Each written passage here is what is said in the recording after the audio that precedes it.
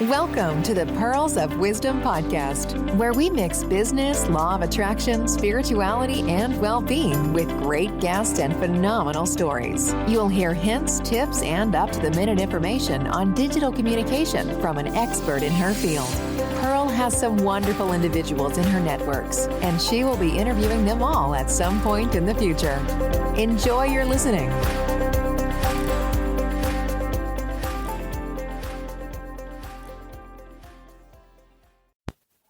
Hello and welcome to the Pearls of Wisdom podcast. This is part 2 of the 7-step social media strategy. In part 1, we covered the first 3 of the 7 steps. If you'll remember, the full 7 steps are observe and create a customer map, recruit, evaluate platforms, engage, measure, promote and improve. As I said, part 1 has already covered in more detail observe and create a customer map, recruit and evaluate platforms. On this second part of the series, I'm looking to cover engage, measure, promote and improve. So let's dive straight in and cover off engage. This can be on many levels and lots of different platforms. This is where you actually start to talk to your customers and actually do what the word says, engage with them. You can see quite often is a great example of a brand engaging through social media and the overlapping components that link into social media is with Apple. Apple will build a dialogue around a product enhancement and the user. Whenever they start with the new product, you'll see that they will have they launch it with the presentation and then they get key people to share with it and they build that excitement. So there's only certain times and the price of tickets to actually go and see those Apple events are sky high, but they've already got that audience, that narrative grid that you really want. You're there on the shop front as soon as they open that, just to see how things can actually work. When I've worked with Jaguar Land Rover previously, when the Evoque was first launched, the whole of that, none of it could actually go to production until it was pre-sold, and all of the pre-sales work was done, the marketing was done through social media. The dynamic of the audience and the demographic of the audience that the Evoque was targeting was a brand new audience for Jaguar Land Rover, and they really engaged in so many different ways. It was really exciting to see all these different things. Now, if we come to present day and you start to think about how do you engage with your customers or clients, start to look and see where you've been monitoring and listening, where I said at the very beginning in part 1, you start to monitor and see where your audience is, start to see what they're saying, what keywords they're using, and looking with the engagement, you use those keywords that you found in your research and start to put them into posts. Use them in hashtags so you can ensure that your content and your social posts hit those search engines as quickly and as high as possible, so you can really get far more engagement. You can get your audience excited and everything. So do that almost, maybe run a poll or something like that. So you're asking a question and you're getting feedback from your audience directly there and then. So you can maybe ask a 3-question thing. And again, there's quite a lot. If you're asking questions, try and keep them as an odd number. From a user experience point of view, there tends to be more interaction between something which has a list of 5, a list of 3, or as you'll see with my 7 steps, a list of 7. So you've got that odd number there. So it tends to be more pleasing to the eye, where your eye will actually read across the page. But that's like the F pattern eye scan, but that's something for another day, for a completely different podcast. But make sure to come back for when I talk about that. But it's getting to know the audience, start to post, make sure that you monitor what's being said, and start to engage and actually answer when your audience is asking a question. Make sure that you respond, even if you maybe don't have the exact answer. As long as you respond and engage to them, you actually start to build that relationship. Now, it used to be it was only 3 touch points of engagement that you'd got that know, like and trust from your audience. Far more now is looking to be 15 and above, because so many people are now taking to social media, and with the likes of fake news, where so many people aren't sure quite what's real and what isn't, you need to really stretch that engagement on different platforms, show up, say the same thing but in different ways. And again, you look at the learning styles that your audience have, and you provide content that engages to those learning styles. Like, think of a video, maybe do a Facebook Live where people are watching and engaging and can see a physical person. If you've got people that are normally looking maybe on the commute or something, so that they want something to download and digest, put it maybe into a PDF, download a workbook, maybe look at Canva and pull something together so you've actually got an offering that looks really professional and fully engages with the audience, that they can download and see, read at their leisure and come back to you. Or again, could be audio, like you're listening to the podcast now. Again, look at that, record something. You could even take the video that you've produced and also make a copy of the audio and share that separately, because then it's the way people consume their information. You've got that you can actually see and engage with and actually see what works. And again, this is where you can maybe look at A/B testing, where you can try different scenarios on different platforms, or the same message on different platforms, and see how it lands. Or look at something like Twitter and do 2 different messages that you put out at the same time and see which one works best, that you'll know for the future, and start to see exactly what your audience is enjoying and what they're going to come back for more and everything. Now, there's a lot of talk about gamification within marketing. Now, anyone that's an online gamer will probably understand that most of the online game developers would know gamification inside and out, because it's where you're drawing that interest, and you look at a gamer's profile, so you cover all those different things, whether which personality trait they have, and you actually develop that game to ensure that all of those are met. But you've also got that with gamification, and HR departments will use it. It's almost where you have a badge. If you look, I mean, this is showing my age now, but I look at something like Farmville that first came out with Facebook. You'd actually look, as you get higher and higher up the levels, you'd earn a badge, and quite often people will get you to like and share things, because then you'll get a badge back. And HR will do that quite often to actually get people to fill out their employee surveys, and so they can actually show that they get a greater percentage. They can then see what the feedback of the employees are, whether they're happy with this or not. So again, it's all these different ideas to start to look at and see just how you can engage. You can also start to look at maybe apps or something like that, but that could come along later into your strategy. Engagement can also be measured in 4 different ways. You not only do you engage in different ways, it can be measured in different ways. You've got involvement within the business environment. This can be defined as the presence of a person at various key defined touch points. This is how you build thought leadership, which again I look at in a future podcast, because it's the way you actually start to build that know, like and trust with touch points with a specific key person, and that's where you build the involvement. Number 2 is the interaction. This involves the action taken by those engaged in the touch points above. Therefore, once you get the involvement, you then get interaction. That's where you build the engagement from your audience. So again, you can see where that feeds into the thought leadership piece. Then you look at intimacy. That's the sentiment expressed in blogs, forums, all about the brand. So you really start to get, this is where the trust part of your know, like and trust starts to come in, where you're really getting to the crux of what your brand stands for, and your audience is starting to know that and really starts to pull together.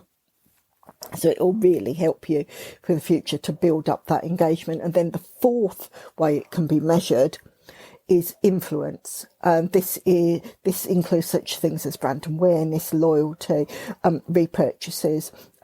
Quite often you see, like the example with Twitter, it's how often you can get your content retweeted. With Instagram, influencers, and influence has become a really big buzzword because they help to promote a brand, they help to push that up. So look at that with engagement as well. Can you exert influence? Can you actually build your brand to be seen as an influence or an influencer within the dynamic and area that you've chosen for your audience? Again, this goes back to where you've been doing your listening and research before you actually go and start the engagement. This is where it's putting all those pieces in place, where you start to have that set up ready to go forward. And again, if you say consideration needs to be taken for the ways in which your audience will assimilate any of those communications. And this goes back to what you've heard me say time and time again. This is all about learning styles, and people learn in three key ways. Sometimes they add a fourth, that people, teachers will talk about a fourth, but if you just consider the three main ones, you've got visual, where it's read, watch and learn. So this is where I've said you could have it as a PDF download. It could be a YouTube video and then learn from there. Auditory is listen, which is where we've said where you've got your podcast and things like that will really start to play into that. And then there's kinesthetic, and that's hands-on and copy. Now that's more for your face-to-face meetups, something like that. Now in this current lockdown situation, this is what you can maybe do over Zoom. So you've actually got that face-to-face interaction, and actually maybe do a webinar or something where you've actually got people dialing in, and they can interact and engage with you. And then if you take these learning styles and assimilate them through to the social media traits, you'll find, like I've said, visual is through blog, YouTube, Facebook, Twitter, and URL links, things like that. Auditory, again, you could use video through YouTube, and like I've said, with podcasts. Again, kinesthetic, you could use YouTube video tutorials as well. You could do a promotional brand or model specific video channels that they'd work well here. So again, if you've got a YouTube channel that you use for personal use, maybe look at doing a couple of different channels, which one could be where you're actually training and teaching people. Another one could be about the background of the brand, so people can actually just follow that and maybe see your story. So you start to share it from there. Then if we move on to our next stage in this puzzle, which is in the strategy, is number 5. We are now looking at measure. Now that's analyse, feedback, regroup and analyse again. That's what you need to think. You analyse, you see what the results are, give feedback, maybe see just what the feedback's been, maybe look at it and think, yes, like that works. This is where you can go back to your A/B testing, and you can actually see where maybe one post has worked better than another. And you can see that's where you'd regroup, you'd see the things that worked and use that style when you go out again for your engagement. So you've got the idea of where your ideal client customer is within an audience base, so you know what to start sending out. And then once again, you analyse again. And this is a constant fluid movement that you are always learning. And don't think because something's worked well once, it's going to work brilliantly again, because you can guarantee it won't. From the amount of years I've been working with social media, what the audience likes and the way they like to take in their information has changed, and it changes year on year. It can change month by month. Even again, when we look at lockdown, you'll find that the way people are consuming their information will have changed simply because they're working with different devices. Their day-to-day routine has changed. Therefore, the way they engage with their social media or any form of digital channels, it's going to change. So you start to learn, and this is why you constantly listen, watch, analyse, learn from that, and then put it into place to move forward. And again, with the measure and the engagement, you take those hand in hand, and so that you can actually see that once you've got a good result, a good response from your social media campaign, you can start to put that in with the analysis and software products that you can use to actually measure that. Now, again, I will do this as a separate podcast because there are a multitude of really good social monitoring platforms that are out there. Some you can use for free, some have a premium price, but I will pull that together, and that will be another podcast that I will do in the future. Then if we go back, our next step in our 7-step strategy is to promote. That's where we use as many channels as you can to bring traffic and therefore help the community grow. So this is again how you start to build your brand. That you look, and again, look at the learning skills, the learning styles of your audience. By now, you should start to see the demographics, the psychographics of it, and the geolocations of where your ideal client and audience sits. Therefore, when you're starting to use that, you use those set channels that will to promote your message that will actually work to that. Yes, the demographics, you can see that there's if you're looking at an age demographic, you can actually see certain age groups prefer to use certain social channels, and you'll see from your analytics exactly where your audience ages fit within that group, so you can see the dynamic of where you start to plan to actually put your messages out there. Now, on a psychographic idea, it's more about the psychology and the feeling, the way someone feels about that. So actually start to look at that, and that's more where you'd look at your Facebook groups, something where it's a specific subject that someone is interested in, and you can start to maybe join a group, answer questions on that. Likewise, you can look at LinkedIn to do that. If you look to build thought leadership, you join groups that are of interest to you, and you can either monitor. That's the listening again. You listen, and then if there's a good question, I know the answer to that, that's when you can jump in and actually give your response. Then you're showing your knowledge, you're promoting what your brand does, and you start to build that interest. So it is definitely worth listening to all these different things, but it's putting everything together. No one thing will actually bring you a good result on your strategy. You need to combine all of these things and do them constantly. It's like the hamster on the wheel, where you start one thing and then you go on to the next. And when you've done that, you go on to the third option, but in the same time, you're then starting something else where you're starting to observe again. So you're going back into these 7 steps, and you're constantly keeping that rotating. That will keep your strategy fresh.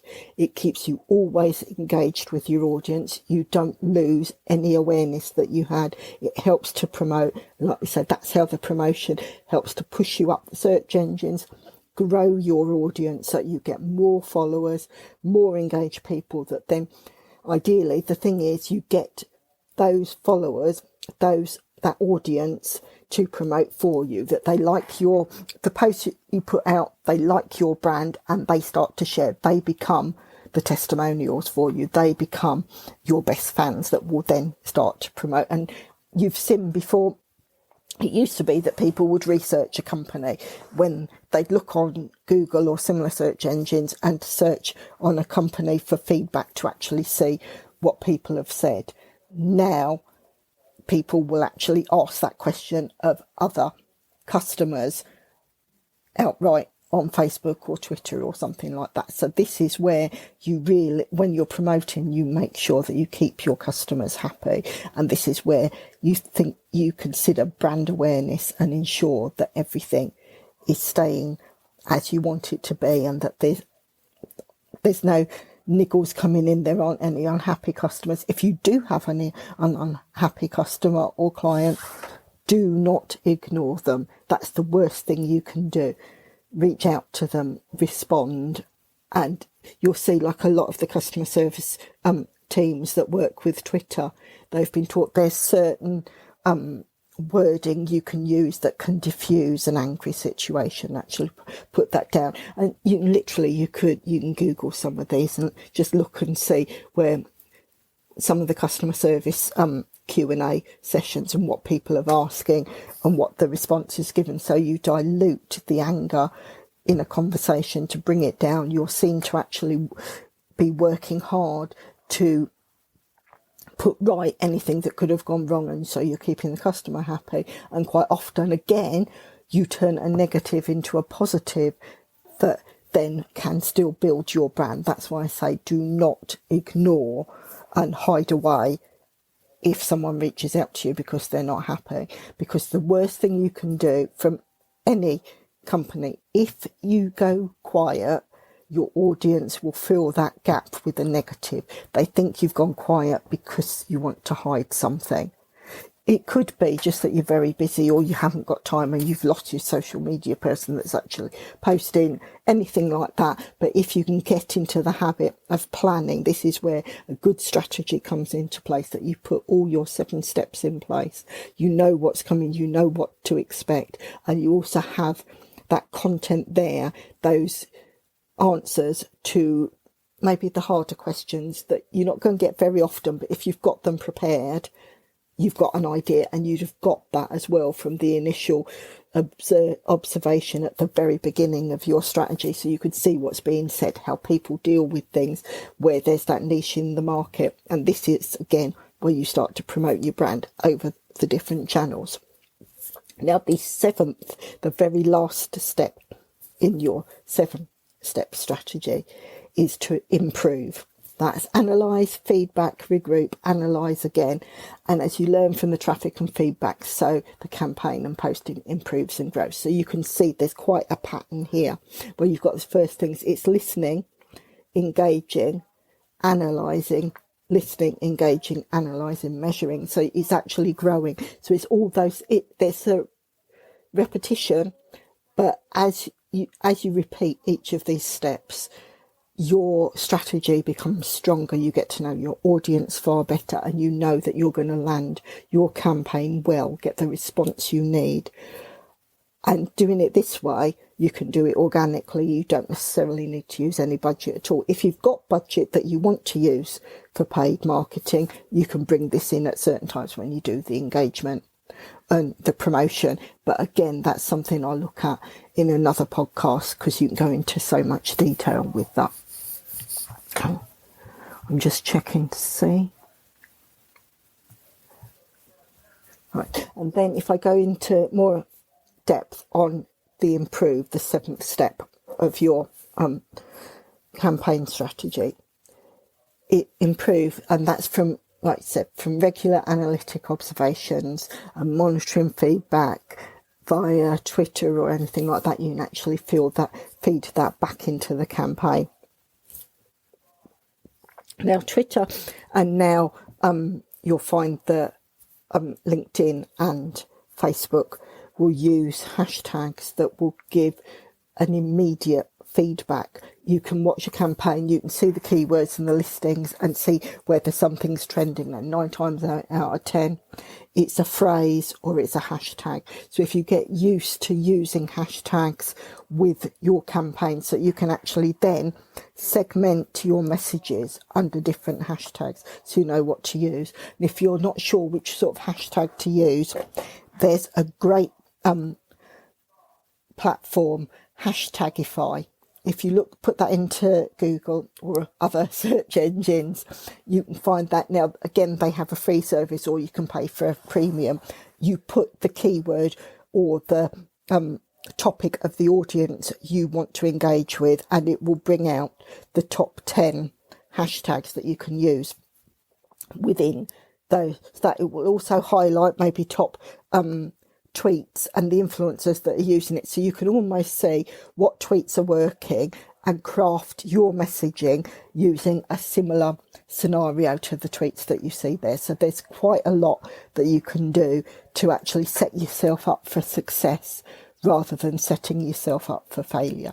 Now, I hope this has given you a bit of detail, a bit more background, so you feel confident to go ahead and start thinking about pulling your campaign together, because you know you have those 7 steps for a social media strategy. You know you've got that. You can keep revisiting these podcasts to just as a refresher, but you've got that step by step, so you know exactly what it is that you need to do to really land your campaign well.